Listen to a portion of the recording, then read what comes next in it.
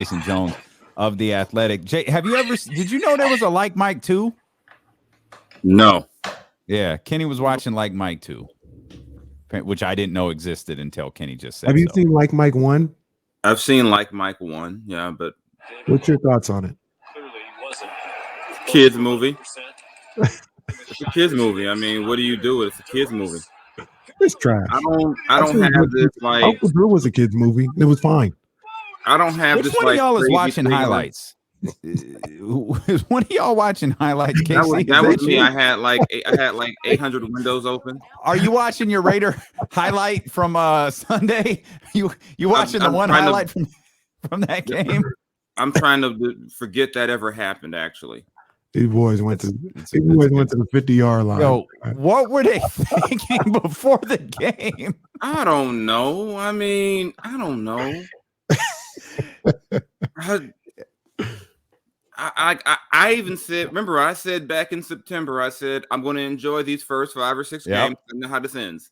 So I'm not even shocked. I mean, but I don't know what that was about. I mean, and I'm not even a big, they needed motivation. Come on. I mean, whatever. It sounds cool to say we were motivated by them standing on the logo, whatever. Who cares? I mean, it's just more fodder, just another reason to laugh at the Raiders now. I mean, you know, I mean, it is what it is. Just well, I will say this, Jason. I know how you feel, because it feels like, as Jagged Edge once saying, the whole town's laughing at me. Feels like the whole league is laughing at the Kings. Oh, okay. No, we ain't laughing at the 49ers, because you see what we do. We go on the road, we handle business. We go on the road, we handle business. You wasn't saying that a week ago, so okay, calm down now. We didn't win a week ago. Well, why are you wearing the backup quarterback's jersey? It's the future. It's the future. Like that man didn't lead, like Jimmy didn't lead y'all down the field in overtime to a touchdown. Why y'all disrespect that man like that? Well, I mean, why would I get a Jimmy Garoppolo jersey when it's going to be a throwback in a matter of months? And I like Jimmy, but it just is what it is. Yeah, but why are you? I'm just intrigued by wearing the backup quarterback's jersey. See the future. I'm ahead of the curve. It's the future. Disrespectful. That man took y'all to a Super Bowl, and y'all act like he's just trash. Well, you're talking to the wrong one. I don't act like he's trash. He could be your quarterback next year. I don't know what's going to happen with them. I don't know who their coach is going to. Who knows? That'd be the most lateral move ever, to go from Derek Carr to Jimmy Garoppolo. I would rather have Derek Carr. I ain't mad at it. I ain't mad at that at all. I think at this point, is Derek Carr, top 3, top 5? No, but he is by far not their biggest problem. I mean, he didn't trade away arguably the best offensive line in football. He didn't blow all these. He didn't draft a special teams guy 4th overall. The biggest play Cleveland Farrells made this year was a special teams tackle. Yeah, that's a big special teams tackle, though. It was a hell of an open field tackle for a defensive lineman, but I mean, I was about to work in it. I don't think it really fits. I'll throw it in there anyway. It says Derek Carr, the Buddy Hield of the Raiders, and I say that because they're like, well, it's not Derek Carr's fault, but look, he's been there the whole time. He's been there the whole time. It's time to move on. But Derek Carr's way better at what he does than Buddy Hield is at basketball. I'm like, dang, man. So it don't really work. Do we have to slander Buddy at least once an episode? I mean, no, once an episode. Like once every 10 minutes. Appearance. I mean, I know Buddy is I know Buddy, gets it on here, but I'm just saying, I'm just like, man, Derek Carr is the Buddy Hield. Come on, man. Like I said, I had to run that back. Derek Carr has at least been to the Pro Bowl. I mean, he's better at what Buddy Hield's won a 3-point contest. Well, he's terrible. Look, don't do that to Derek. I mean, I know, this is just not right.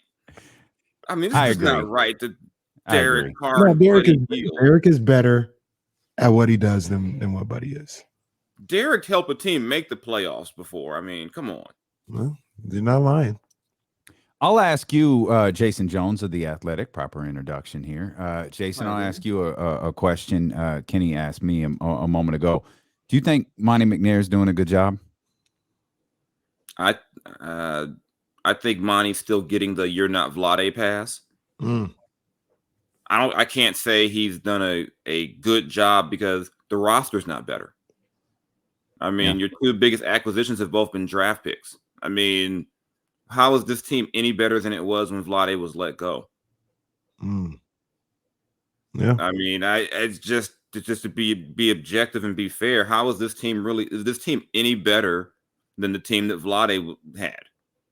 You can't say that it really is. I mean, even right now, they're in the 10th spot. Doesn't mean much to me on December 13th, but they've been here before. They've been that team that's floated between 10 and 12. They've done this before. To me, this is not necessarily a better team. You know, I can't say, Monty's done this great job because, well, okay, he drafted Tyrese Halliburton. Good move. I think if Vlade would have been there, he probably would have drafted Tyrese too. I don't know if he would have taken Donovan. I mean, not Don. Davion Mitchell. Yeah. My first time ever actually messing that up. I've been waiting for months to mess that up. But I can't say that. Welcome to the club. Yeah, Vlade would have tried to resign Rashawn Holmes. I mean, Vlade would have signed De'Aaron to an extension. There's nothing that's been done, or I go, wow, that right there, that move. Look, the bogey one. Well, that's what I'm about to say, and that might have made him better. Like, let's not pretend like Bogey's actually playing basketball because he's not. No, you're right. And Kings fans would be throwing a fit right now if he was getting paid and injured the way he is right now. Absolutely, but I'm saying, there is a world where Vlade was going to re-sign him. Absolutely, and that there's a world where the Kings are better off having Bogey. James Hand says it all the time. Yeah, I agree. Yeah. Saying he wouldn't be playing. I mean, it's easy. I mean, and then even if you have Bogey, how much better are you? Like seriously. Well, it's also like with Bogey, you probably don't have Terrence Davis, but the whole point, and this isn't slander, like you can't have Buddy. What was Jason? I'm gonna calm down. Maybe I was hollering. What was Alvin Gentry thinking at the end of that Charlotte game? Like, why was Buddy Hield on the floor in the final minutes of that game? What was Alvin doing? Harrison Barnes is on the bench. I don't know. I mean, it's the threat of Buddy making a shot, even though he hadn't made one in a while. I mean, people got to stop that too. I mean, I don't know. And then, I mean, that whole ending to the game. I mean, Charlotte trying to like, hey, take the game, please. My man from the BET show committing the foul late,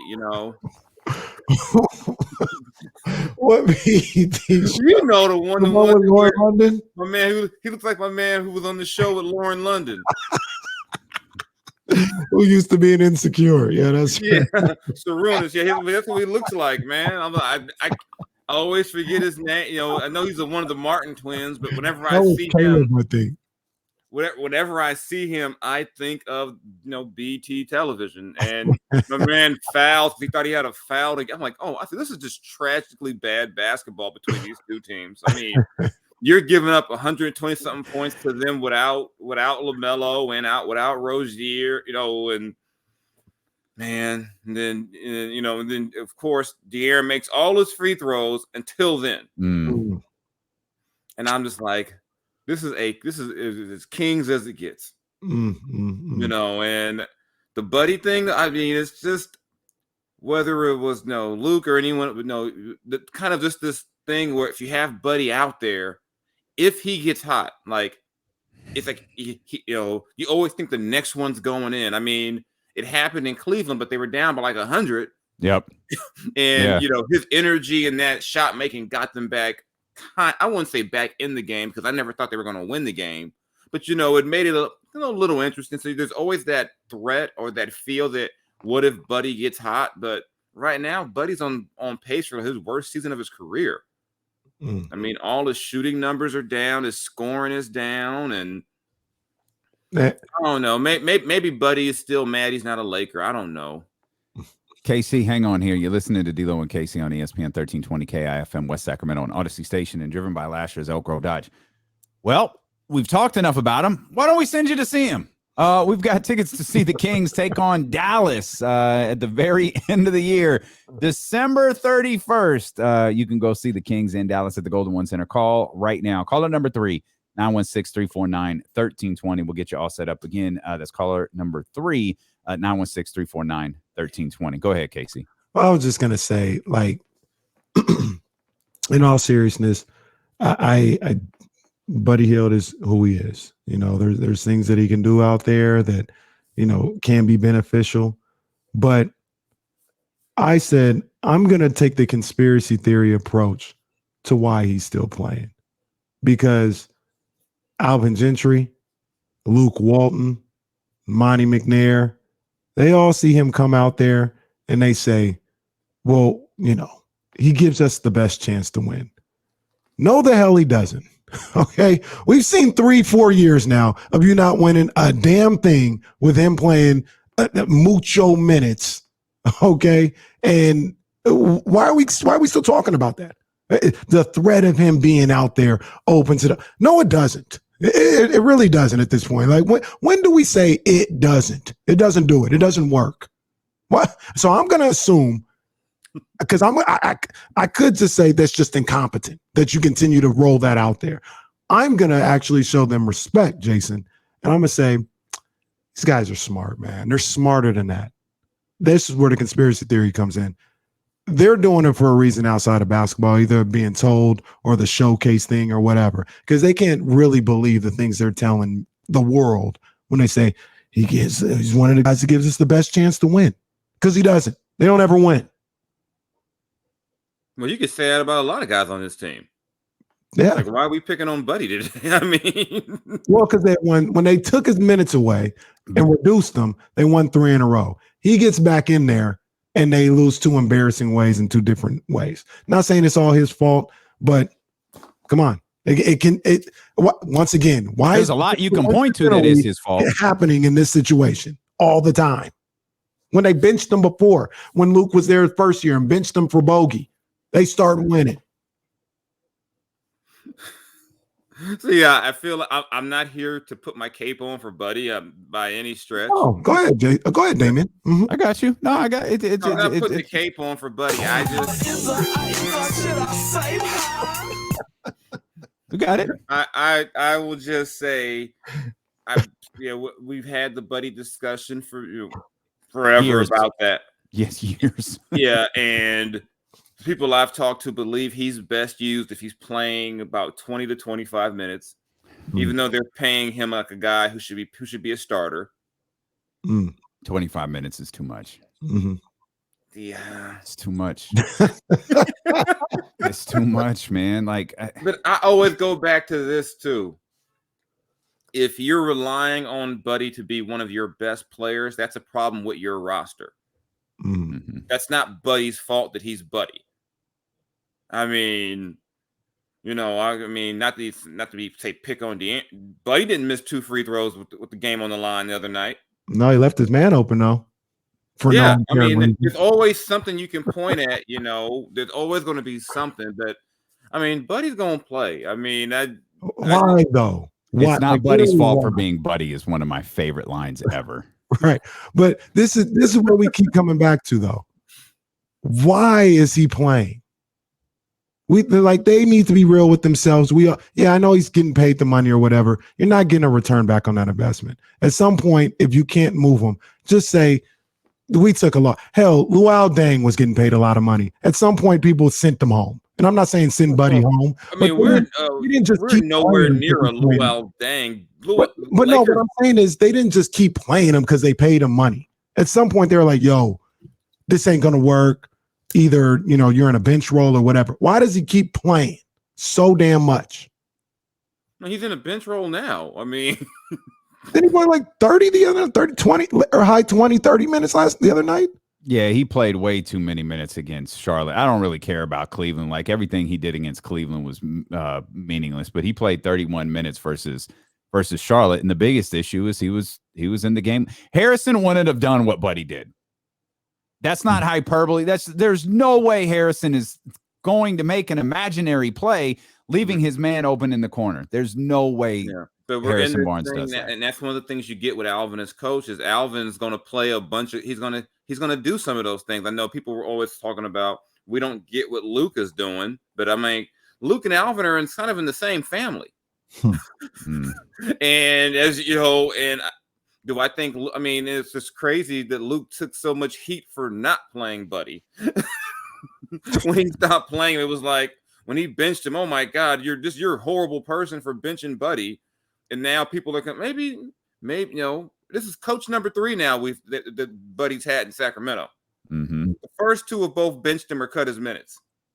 And Alvin did for a stretch, throw Charlotte game was notwithstanding, so man, it's just hard to figure out in the sense. And part, like I said, part of it is the way, how you build the roster. You got a bunch of 6'3" guards. 6'3", 6'4" guards or smaller, and they figured out how to get TD on the court and still, keep Buddy involved. But then, you get thing where with Harrison not playing late.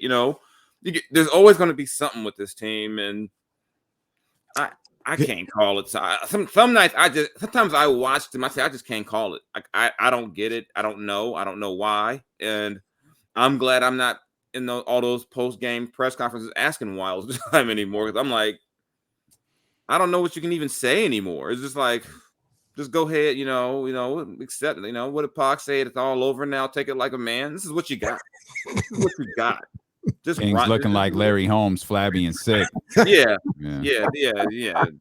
Exactly what it is. This is this is what it is. I mean, I can't, I can't, what you're going to get. You're going to get steady from Harrison, constant effort from Rashawn, De'Aaron, depending on the day, either he's going to push the pace and do all those things or not, which is why it was funny the other day when people were praising De'Aaron for saying that Doug told him to be aggressive. They're like, see, oh my God, Doug is changing things. De'Aaron's been told that for 5 years. That was not revolutionary insight. And I'm not saying that to slam Doug or anything. It's more so that the reaction to it was like, oh my God, Doug is so insightful. It's like, I could have said that for way less money, mind you. Right. I mean, it just is what it is with this team. I mean, it's almost like you knew the moment that Charlotte still had a bunch of guys in protocol that, oh yeah, the Kings are losing this game. Yeah. You just knew it. You just knew it. Jay, let me ask you something real quick. And I know this is going to seem like a real simple question, and I'm really not trying to be disrespectful. But you're around these guys, and you got a little more interaction with them than myself or Damian. Do they care? And if so, how much do they care that they're looked at as a joke around the league?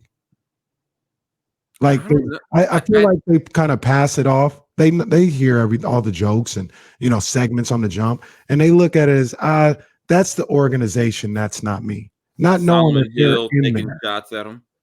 Yeah, yeah, right. Like, do they? Because you got 2 point per. Really give a damn.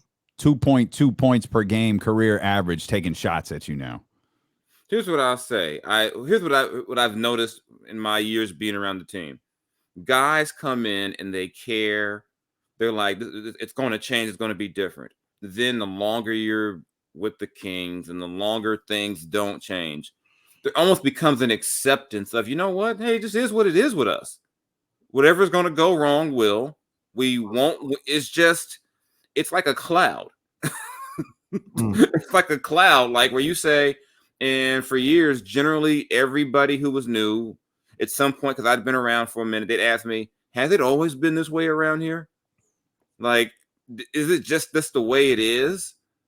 And I think guys generally, guys want to win, but it's almost like they just kind of accept that if I'm here, this is what's going to happen. It reminds me when I was growing up watching the Clippers. No matter who you just assumed whatever would go wrong for the Clippers would go wrong. I mean, you still might say that now, sarcastically, but back in the 90s, 80s, you never expected anything from the Clippers.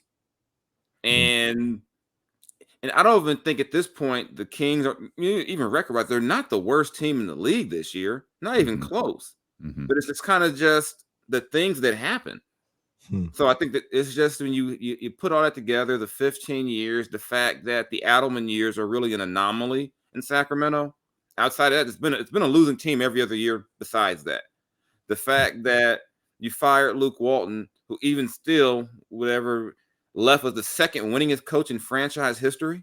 I mean, that just tells you all you need to know about the franchise. And I think when people arrive, there is this I'm never going to say top to bottom guys don't care, but an apathy, I think, does set in when you see another 5-game losing streak, when you realize, okay, we're missing the playoffs again. And then you get some of those vet, when you get vets in who come in to change it, and then like what happened a few years ago, we're here to change things. Halfway through the season, we're not changing things. You guys are sitting. We're tanking. How do you ever expect to change things when you do things like that? I don't know. And obviously that's a whole different regime at this point. But even still, even now, you can say, yeah, this is our best team we've had in a while. And it's like, the best team in a while ain't good enough. Like you got to, and then even just the whole notion that the Kings would say they have untradeable players. It's like, seriously? And it's, I think from the guys I know, those guys care. But like I said, that apathy, that feeling that not the entire organization cares the same way. Maybe the people upstairs don't want to necessarily win. That stuff gets into the locker room, and everyone says you got to, try the tanking thing, do what Philly did. No, when losing is accepted for so long, or it's part of the culture, it takes a long time to shake that. And the one way outside of getting a superstar A in the draft or a trade or free agency, getting a Chris Paul, getting a LeBron in the draft, something like that, it just kind of stays, especially when you missed on the draft as much as they've missed on the draft. Jason, we appreciate you, man. It's always warm and uplifting to talk about the Kings with you. It's raining outside. It's made my day, Even that 48-9, what am I going to do with myself, I guess I'll watch wrestling or something, listen to some new music, or find something to make me happy, because sports has not been good. Sports has not been good this weekend. Well, you make us happy, Jason. We appreciate you, my brother. Thanks, guys. Anytime.